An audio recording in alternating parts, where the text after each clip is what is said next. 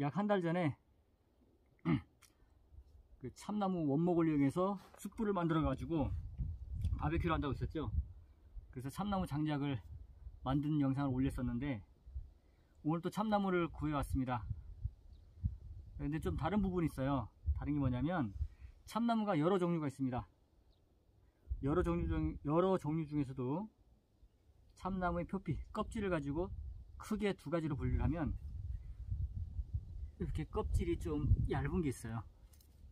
껍질이 얇은 게 있고, 여기 보면 조금 도톰한 게 있습니다. 그 와인 보면 코르크 막에 어떤 소재처럼 이게 소프트한 껍질, 소프트하게 껍질이 된 참나무가 있는데 오늘은 이 참나무를 할 겁니다. 이 두 가지를 보면 참나무의 껍질 형태나 문양, 두께가 좀 다릅니다. 이게 지난번에 했던 거고요. 오늘은 이 참나무를 잘게 쪼개 가지고 장작을 만들 겁니다. 자, 이 참나무 장작은 이렇게 잘게 잘랐습니다. 제가 손도끼로 쪼갤 거기 때문에 이 치수가 길수록 손도끼로 나가지가 않아요. 약 한 뼘이 조금 못 되는 크기로 다 절단을 했습니다. 한 뼘이 좀 못 되는 크기인데 이 정도로 절단을 해야 참나무가 잘 쪼개집니다. 자, 이제 작업을 해보겠습니다.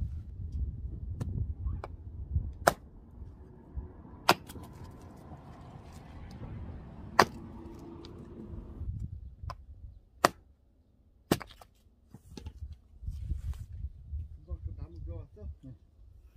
자, 이 생참나무의 향이 아주 좋습니다.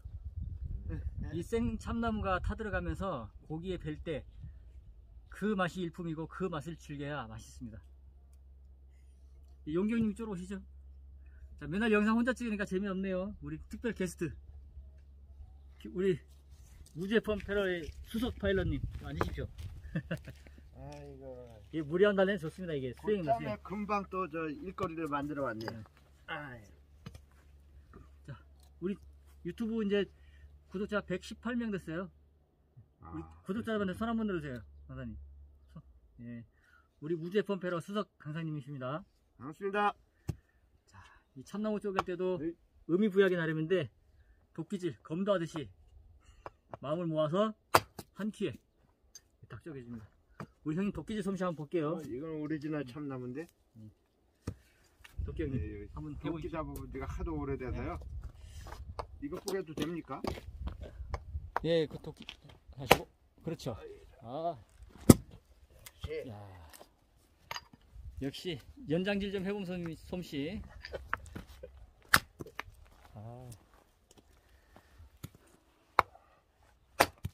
어우, 단칼에 나가고 있습니다. 단칼에. 이게 도끼질에서 나무가 짝짝 뽀개질 때 그 손맛도 좋죠. 이거는 저 우리 주인장께서 네. 나무를 잘 골라온 것 같아. 자, 여기 오시면 산에서부터 아예 적당히 쪼갤 수 있게 원목을 아예 잘라가지고 왔습니다. 자, 그럼 이 나무를 잘게 자른 나무를 이제 건조를 해야 되죠. 건조를 하기 위해서는 이 탑을 쌓아줄 거예요. 이 숯불 하나까지 제가 직접 재료를 구하고 또 장작을 쪼개고 만드는 이런 과정들이 있기 때문에 요리할 때 그 맛이 더 좋지 않겠습니까? 여기에 보시면 지금 이렇게 참나무 장작 탑을 쌓았습니다. 이런 식으로 장작 탑을 쌓은 이유는 나무와 나무 사이에 공기가 순환할 수 있는 틈을 만들어 가지고 나무가 잘 마르라고 건조되라고 이렇게 해준 거예요. 자, 며칠 후에 제 친구가 오는데 회사 동료분들이랑 패러글라이딩을 하러 올 겁니다. 그때 패러글라이딩 체험을 마치고 이 참나무 장작 숯을 이용해서 바베큐 구이를 만들어 줄 생각이에요. 제 친구가 맛있게 먹고 왔으면 좋겠습니다. 자, 이제 참나무 장작을 다 만들었습니다. 장작을 다 만들었고요. 이곳은 제 사무실에 있는 무주군 내돌이라는 지역입니다. 내돌이 지역이고 이게 하천변이 쭉 보이죠? 지금 화면에 보이는 곳은 무주 금강줄기입니다. 무주의 금강이라고 하는 강 이름이고요. 자, 산 정상에 녹음이 아주 푸르게 짙어졌습니다. 우리가 패러글라이딩을 하게 되면 저기 보이는 산 위로 날아다니는 겁니다. 산 능선 위로 한 100m 이상 떠서 쭉 날아가게 되어 있어요. 아주 멋진 경치를 자랑하는 무주입니다. 그리고 저기 바닥에 보이면 깃발이 하나 있죠? 저기 윈드색이라는 거고요. 저 깃발 부근으로 착륙을 하게 되는 것입니다. 할아버지 하늘 높이 날았어. 하나만 손을 들어.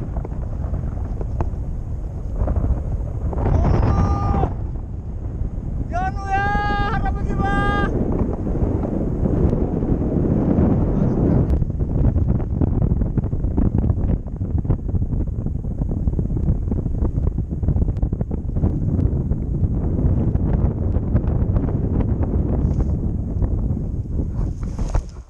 패러글라이딩 많이들 찾아주시고요. 오시면 정성을 다해서 모시겠습니다. 화이팅!